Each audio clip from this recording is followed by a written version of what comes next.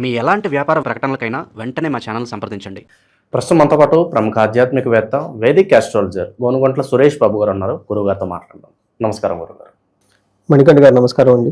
మార్చి నెల విశేషంగా మిథున రాశి వాళ్ళకి ఏ విధంగా కలిసి రాబోతుంది, మనకి చంద్రగ్రహణం తాలూకు ఇంపాక్ట్ వీళ్ళ మీద ఏ విధంగా ఉండబోతుంది, ఉగాది రోజు ఎటువంటి కార్యక్రమాలు చేసుకుంటే వీళ్ళకి ఈ మాసం అంతా బాగుంటుంది? ఓం గం గణపతియే నమః. స్వర్ణలక్ష్మి నమస్తే అస్తు. పరబ్రహ్మ స్వరూపిణి రాజ్యం దేహి ధనం దేహి సర్వకామాంచ దేహి మే. మార్చి మంత్ రెండు ముఖ్యమైన గ్రహస్థితిని బట్టి కానీ చూసుకుంటే, ఒకటి ఉగాది పర్వదినం, అక్కడ నుంచి న్యూ ఇయర్ స్టార్ట్ అయిపోతుంది. ఆ సంవత్సరంలో ఆ టైంలో గ్రహాలు ఎక్కడెక్కడ ఉన్నాయి, వాటి యొక్క ఇంపాక్ట్ ఏంటనేది మనం తెలుసుకుంటాము. అలానే మనం ఒక సిరీస్ కూడా దాని గురించి చేసి ఉన్నాం, బాగా వైరల్ కూడా అవుతుందని మీరు చెప్పుకున్నారు, అది సంతోషం. తర్వాత ఈ మార్చి మంత్లో మనకి గ్రహణం కూడా ఉంది. ఇప్పుడు మనం మంత్లీ ఫలాలు చెప్పుకుంటున్నాం కాబట్టి ఈ రెండింటికి సంబంధించిన వాటిలో ముఖ్యంగా మనం చెప్పుకోవాల్సింది గ్రహణం, దాని యొక్క ఇంపాక్ట్ ఏంటి. ఈ రాశి వాళ్ళకి ఇది మిక్స్డ్గా ఉంటుంది.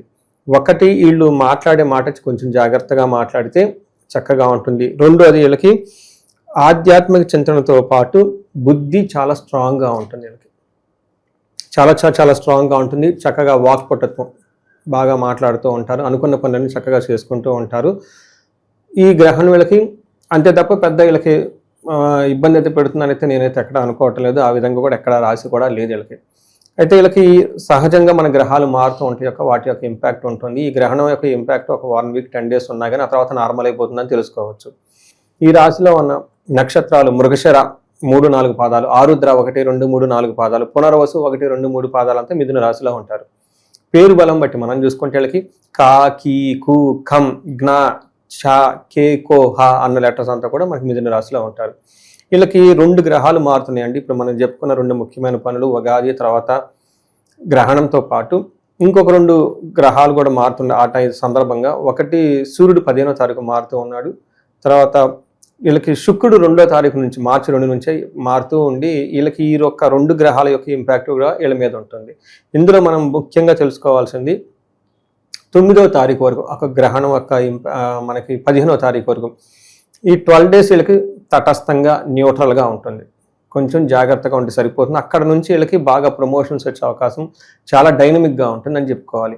ఏ విధంగా అంటే, సూర్యుడు వీళ్ళకి 9వ స్థానంలో ఉండి ద్వేషం, వీళ్ళ చుట్టూ ఎవరో ఒకరు ద్వేషించే వాతావరణం ఎక్కువగా ఉంటుంది. అయితే ద్వేషిస్తారు కానీ తర్వాత మళ్ళీ వీళ్ళు అయ్యో వీళ్ళు అనవసరంగా వీళ్ళ మీద అపోహపడిపోయామే అన్న ఒక రియలైజేషన్ కూడా అవతల వాళ్ళకి వస్తుంది. ఇది ఒక మంచి ట్రెండ్. తర్వాత శారీరకంగా చూసుకుంటే కొంచెం అలసటగా ఉండే అవకాశం ఎక్కువగా ఉంటుంది. తర్వాత అనవసరమైన ఏదైనా కనుక పనిచేసే ఆటంకాలు వచ్చే అవకాశం కూడా ఉంటుంది. బట్ ఈ టైంలో కొంచెం కేర్ఫుల్గా ఉండాలి. వీళ్ళు ఎడిక్షన్స్ ఏమంటారు, గ్యాంబ్లింగ్ చేయటం, దూర ప్రయాణాలు చేయటం అనవసరంగా, అందులో అయితే వీళ్ళకి ఎలాంటి లాభం అయితే ఉండదు. అనవసరంగా అంటే ఎంతవరకు చేస్తే బాగుంటుందో అంతవరకు చేయకుండా ఇంకా ఎక్కువగా చెయ్యాలి, దానికి సంబంధించి టైం వేస్ట్ చేసుకోవటం, దానికి సంబంధించి డబ్బు వేస్ట్ చేసుకోవటం చేసే అవకాశం ఎక్కువగా ఉంటుంది. ఎందుకంటే 9వ స్థానంలో వీళ్ళకి సూర్యుడు కానీ కుజుడు కానీ ఉంటే ఎడిక్షన్స్ ఎక్కువ వస్తుంది. అంటే టూ మచ్ సెన్సెస్ ప్లేషర్స్ ఎక్కువైపోతుంది అనమాట. ఎక్కువగా మూవీ చూడటం, ఎక్కువగా వాటి యూట్యూబ్ చూడడం, రకరకాలు అనమాట. అంటే ఏదైతే కనుక మనకి సెన్సెస్ కళ్ళకి, ముక్కుకి, చెవులకి, వీటికి సంబంధించిన సెన్సెస్ ఏదైతే ఉంటుందో వాటికి ఇంకా ఎక్కువగా కావాలన్న ఒక ఫీలింగ్ వీళ్ళకి ఎక్కువ ఉండి వాటికి ఎక్కువ ఇంపార్టెన్స్ ఇస్తారనేది గుర్తుపెట్టుకోవాలి. ఇది ఒక్క ప్రాబ్లం వీళ్ళకి ఉంటుంది. అది మనకి గ్రహణం నుంచి ఉగాది వరకు ఎక్కువ ఉండే అవకాశం ఉంటుంది. అందులో 15th తర్వాత నార్మల్ అయిపోతారు. 15th నుంచి ఇరిటేషన్ వచ్చేస్తుంది, ఏంటి ఫోన్లు, ఇదేంటి ఈ అంత చేసుకుంటాం కదా, అంత లాభం లేదులే, it's time to go back to the ప్రొఫెషన్లో వీళ్ళకి మళ్ళీ రికగ్నిషన్ ఉంటుంది.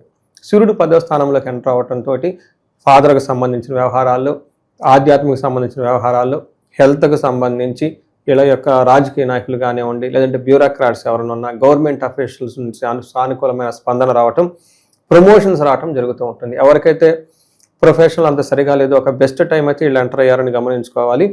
వీళ్ళకి దానితో పాటు శుక్రుడు వీళ్ళకి 10వ స్థానంలో ఉన్నారండి. 10వ స్థానంలో శుక్రుడు ఉండటం అంత మంచిది కాదు అని చెప్తారు. ఏం జరుగుతుంది అంటే, అర్ధనాశనం, రిపో, భయం, ధనం అనేది విపరీతంగా కోల్పోయే అవకాశం ఉంటుంది.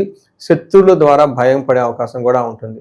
రెండోది, స్త్రీ సౌఖ్యం హాని, అంటే వీళ్ళ దగ్గర ఎవరైనా కనుక స్త్రీలు ఇంట్లో కానీ బయట ఉంటే వాళ్ళ ద్వారా రావాల్సిన సపోర్ట్ రాకుండా ఇబ్బంది పడతారు అని చెప్తూ ఉంటుంది.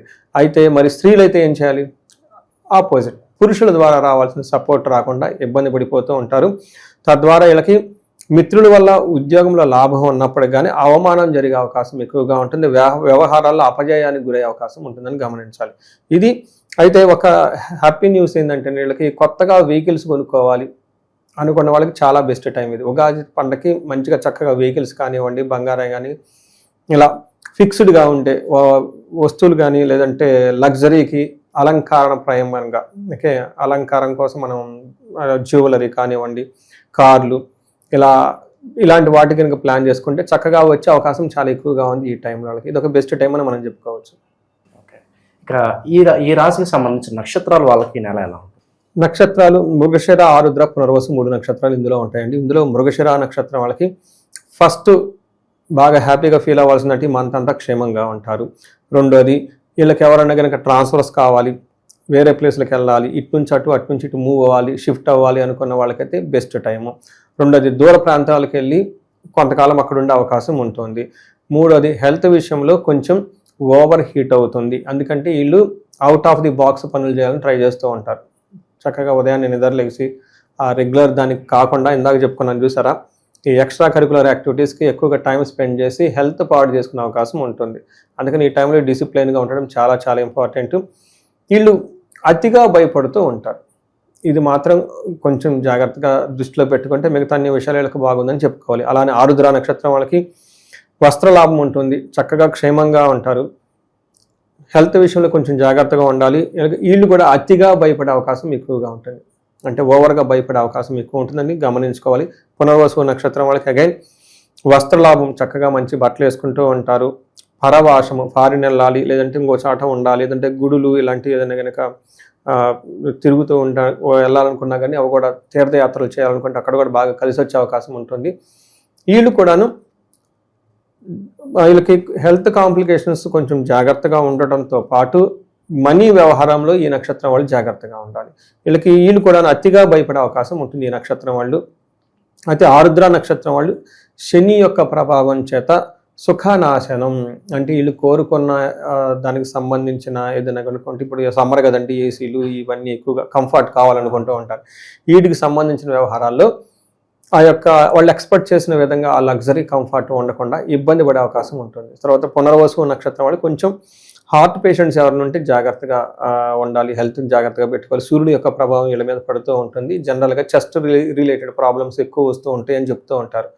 ఎందుకంటే వీళ్ళకి ఎవరికైతే హార్ట్ ప్రాబ్లమ్స్ ఉంటాయి వీళ్ళకి డీహైడ్రేషన్ ఎక్కువగా, ఎండలు మారటంతో ఎక్కువగా వాటర్ ఎక్కువ తాగుతూ ఉండటం, గ్యాస్ రిలేటెడ్కి సంబంధించిన ఫుడ్ అంతా కొంతకాలం అవాయిడ్ చేస్తే సాత్వికమైన ఫుడ్ జావల్ లాంటివి తీసుకుంటూ ఉంటే ఈ గ్యాస్ట్రైటిస్ ఇవి రాకుండా ఉండేసి చక్కగా ఉంటుంది. అందులోనూ చెస్ట్ రిలేటెడ్ ప్రాబ్లమ్స్ ఎక్కువగా దీని యొక్క ఇంపాక్ట్ పడుతుంది. ఈ ఒక్క విషయంలో జాగ్రత్తగా ఉంటే మిథున రాశి వాళ్ళకి మిగతా అంతా బాగుందని మనం చెప్పుకోవచ్చు. మరి ఈ నెల ఎటువంటి పరిహారాలు చేస్తే బాగుంటుందండి? అలాగే స్టూడెంట్స్ ఉన్నారు, మరి వాళ్ళకి ఎగ్జామ్ సీజన్, వాళ్ళకి ఆశించిన ఫలితాలు రావాలంటే వాళ్ళు విశేషంగా ఏం చేస్తే బాగుంటుంది? వీళ్ళకి బెస్ట్ రెమెడీ అండి. ఇందులోని గ్రహణానికి సంబంధించి అయితేనేమి వీళ్ళకి విష్ణు సహస్రనామం చదువుకోవడం చాలా చాలా ఉత్తమం. ఎందుకు అని అడిగారు అనుకోండి, ఈ యొక్క రాశికి అధిపతి బుధుడు, ఆయనకి అధిష్టాన దేవుడు విష్ణుమూర్తి కాబట్టి అంటే గ్రహణం టైంలో విష్ణువుకి సంబంధించిన, రాముడికి సంబంధించిన, కృష్ణుడికి సంబంధించిన ఏదైనా ఒక్క మూల మంత్రం కనుక పట్టుకొని, అది ఎక్కువసేపు ఉండదు మనకు ఆ గ్రహణం, ఒక 45 minutes ఏమో ఉంటుంది, 1 hour అనుకుందాం మ్యాక్సిమం, చదవగలిగితే ఆ మంత్రం యొక్క సిద్ధి వచ్చి వీళ్ళకి చక్కగా హ్యాపీగా ఉంటారు. ఎందుకంటే ఈ గ్రహణం అనేది చాలా ఇంపాక్ట్ చాలా ఎక్కువ ఉంటుందండి. అందులో ఆధ్యాత్మికంగా ఉండాలి, మనం ఉన్నతంగా ఎదగాలి అనుకున్న వాళ్ళకి ఇంకా ఇంకా చాలా ముఖ్యం ఈ గ్రహణం జరుపుకోవటం. కొంతమందికి బాగుంటుంది, వాళ్ళు ఏంటంటే ఏది చేసినా నడిచిపోతున్నారు అనుకున్న వాళ్ళకి అవసరం లేదు, నమ్మని వాళ్ళకి ఇంకా అసలు అవసరం లేదు, అంతే కదండి. ఎవరికైతే కావాలి ముందుకు వెళ్ళాలి అనుకున్న వాళ్ళే ఇవన్నీ పట్టించుకుంటారు. వీటితో పాటు పిల్లలకు సంబంధించి చాలామంది అకాడమిక్స్లో ఇబ్బంది పడుతూ ఉంటారు కొంతమంది. అలాంటి వాళ్ళకి వాళ్ళ వ్యక్తిగతంగా జాతకం చూపించుకొని ఆ జాతకంలో వీళ్ళకి ఏమైనా మనకి ఏం చేస్తారంటే చదువుకు సంబంధించి 3 దేవతలను బాగా ఎక్కువగా ఉపాసన చేస్తూ ఉంటారు, పూజిస్తూ ఉంటారు. దక్షిణామూర్తి, హయగ్రీవుడు, తర్వాత వచ్చేటప్పుడు నీలా సరస్వతి దేవి అమ్మవారు.